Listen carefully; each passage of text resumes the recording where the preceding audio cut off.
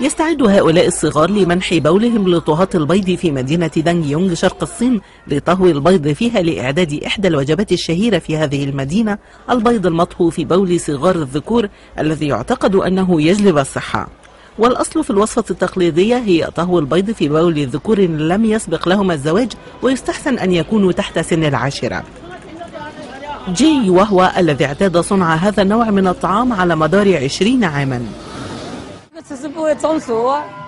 إذا أكلت هذا لن تصاب بضربة شمس. البيض المطهو في البول رائحته نفاذة وهو مفيد للصحة، وأسرتي تتناوله في كل وجبة ويحبه الجميع في دونغيانغ.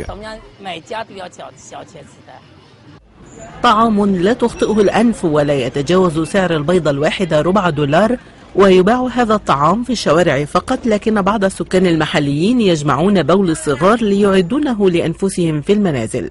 يقول البائعون إن إعداد هذا النوع يستغرق يوما كاملا، يبدأ بنقع البيض في البول، ثم سلق البيض النيء في وعاء به بول، ثم كسر القشرة الخارجية للبيض والطبخ على نار هادئة لساعات، مع الاستمرار بإضافة البول والتحكم بالنار حتى لا يحترق.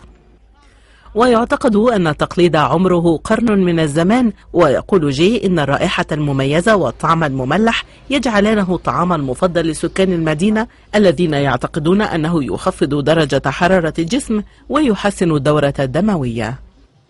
جيهان لطفي، رويترز.